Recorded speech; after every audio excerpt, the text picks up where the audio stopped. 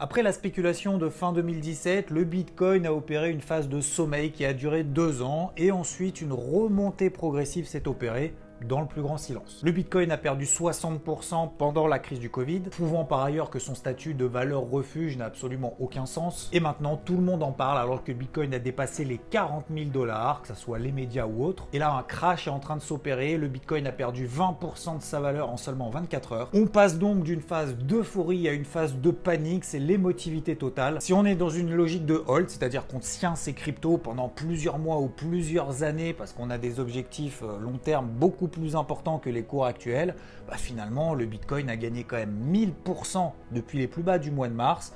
Là, il ne perd que 20% de sa valeur en une journée. Et là où ça devient dangereux, c'est notamment pour celles et ceux qui s'intéressent, peut-être que tu en fais partie au moment actuel, et là on a des pics de volatilité absolument hallucinants, ça peut faire énormément peur. C'est la raison pour laquelle je fais cette vidéo en urgence avec les 7 règles impératives à connaître avant d'y toucher. D'ailleurs, ça s'applique aussi au marché traditionnel, donc en général.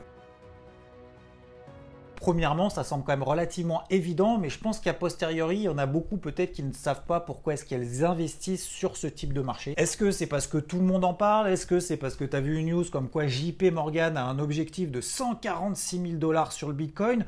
Ou à l'inverse, est-ce que tu n'y crois pas du tout? Tu vises zéro, voire même d'ailleurs peut-être tu le vends pour espérer qu'il s'effondre, comme le pense par exemple Jean-Claude Trichet. Son point de vue est que c'est de la spéculation pure et que le Bitcoin, je cite, ne représente rien. Et de la spéculation pure qui n'est fondée que sur le fait que les joueurs acceptent de jouer. C'est sûr que ça fait un peu peur. Ou est-ce que c'est parce qu'un copain qui t'a dit oui, mais est-ce que t'en as pris, toi, des Bitcoins, puis finalement tout le monde commence à en parler autour de toi, tes amis, peut-être même d'ailleurs ta famille, ou bien évidemment sur les réseaux sociaux, ça s'enflamme, ou parce que quelqu'un l'a dit tout simplement à la télévision. Du coup, qui croire? Est-ce qu'il faut écouter comme ça en disant bon bah j'en achète, puis finalement, je sais pas vraiment pourquoi. Quand on achète, il y a un but. Quel est le tien? Pourquoi est-ce que tu t'y intéresses maintenant? Concrètement, est-ce que c'est des hold une position, de la tenir à moyen long terme? Donc dans ces cas-là, faut pas baliser au bout de 24 heures, se dire oh ça y est, on perd 15%. Ou alors est-ce que c'est de faire du court terme, du daily, de faire de l'analyse technique sur des unités de temps très courtes? Mais dans ces cas-là, il faut avoir également un niveau d'invalidation sur la même unité de temps. C'est-à-dire qu'il faut pas se dire après coup, bon bah j'achète à très court terme, et puis finalement, bon bah c'est à ce moment-là qu'on perd 15, 20,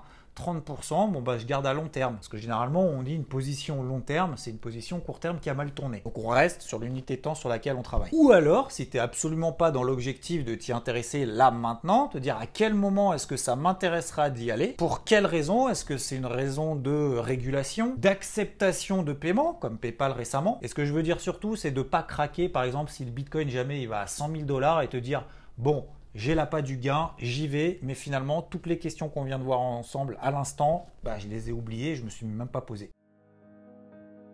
Il faut relativiser, le Bitcoin est très volatile, beaucoup plus que sur les marchés traditionnels. Le Bitcoin a gagné 1000% depuis le début du mois de mars, il vient d'en perdre 20%. Est-ce que tu trouves ça absolument hallucinant qu'il perde 20% ou est-ce que c'est à la hauteur de la hausse qu'il a connue ces derniers mois? Je rappelle que lorsque le Bitcoin perd 8 000 $ au cours de 40 000, il perd 20%. C'est exactement la même chose qu'il y a 6 mois. Lorsqu'il valait 10 000 $, il perdait 2 000 $, il en valait alors 8 000 et là il perdait encore 20%. Donc aujourd'hui 8 000 $ de baisse revient à 2 000 $ de baisse, exactement pareil qu'il y a 6 mois. Sauf que là bien évidemment il est sur le feu des projecteurs, tout le monde s'y intéresse et notamment peut-être des novices. Donc oui, c'est plus impressionnant. Je te donne une astuce, mets tes graphiques en données logarithmiques, ce qui te permettra d'avoir des bougies relatives en pourcentage et non pas en valeur absolue, c'est beaucoup moins impressionnant. Ça évite de paniquer et d'euphoriser à la moindre variation.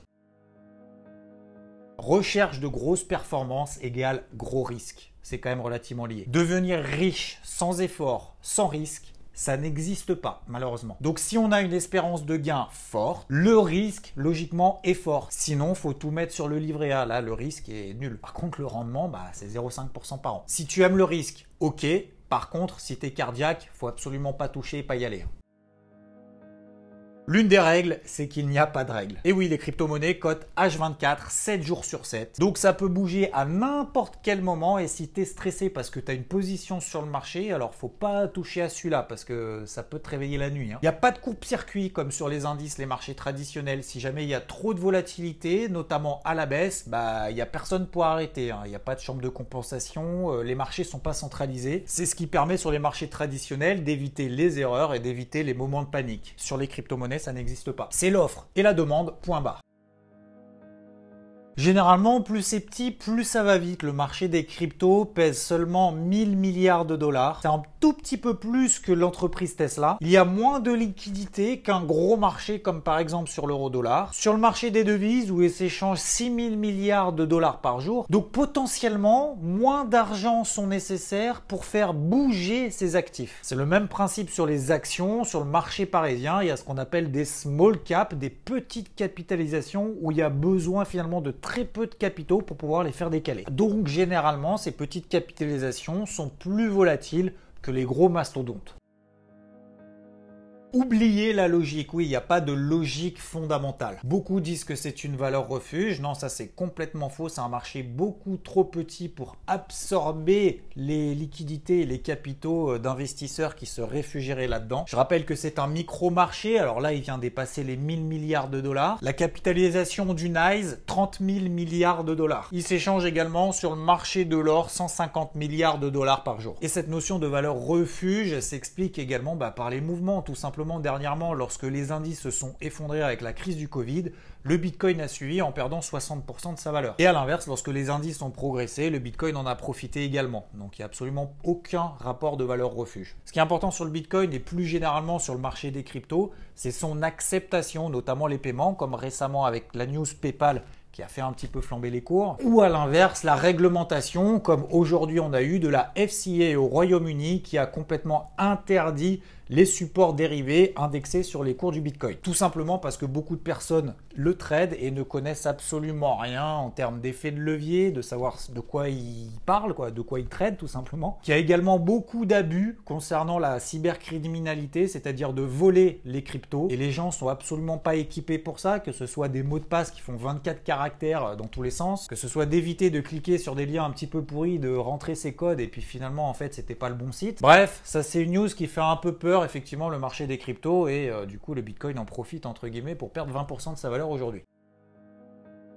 Avoir un vrai plan, ça c'est une notion essentielle de money management qu'on retrouve bien évidemment dans les marchés traditionnels. On ne met pas toutes ces économies, d'autant plus si on en a besoin sur le marché des cryptos, sur le Bitcoin. Il faut avoir des niveaux de validation, d'invalidation, de savoir comment est-ce qu'on détermine qu'on a un signal. On peut utiliser l'analyse technique, l'Elliott, Ishimoku, plein d'autres notions techniques, d'autres méthodes qui existent partout. Ce qui est surtout important, c'est de rester l'unité de temps sur laquelle on est. Si admettons tu as un objectif à tel niveau, je ne sais pas pour quelle raison, et que tu te fixes ça pendant un an, commence pas à regarder l'évolution des cours toutes les heures, ça ne sert à rien, suis ton plan. Ou à l'inverse, si tu es en intraday, tu respectes l'unité de temps sur laquelle tu es, et si jamais tu as une invalidation qui se déclenche, faut couper. Fais gaffe aux brokers également qui peuvent t'éclater en termes de frais, notamment si ce sont des produits qui sont indexés sur le Bitcoin et que ce n'est pas le Bitcoin directement. Prends le temps de choisir ton broker, de regarder les frais de courtage, combien ça te coûte si jamais tu conserves la position pendant un certain temps. Et c'est pas dans 6 mois qu'il faut venir pleurer en disant « Ah en fait mon broker il m'a volé.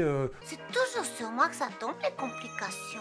J'aurais pu faire mieux avec tel ou tel. » Faut prendre 1 heure, 2 heures, 3 heures, une demi-journée pour sélectionner le broker qui correspond à tes attentes. N'oublie pas qu'il y a le spread, donc l'écart entre le meilleur acheteur et le meilleur vendeur. Ça, généralement, il est beaucoup plus important sur les produits qui sont indexés sur le Bitcoin, parce que le Bitcoin en lui-même, c'est tout simplement la loi de l'offre et de la demande. Alors, je ne sais pas si je dois mettre en description l'ensemble des brokers que j'utilise pour trader les cryptos. Je n'ai absolument aucune affiliation avec eux, je préfère préciser. Donc, ce n'est pas de la publicité.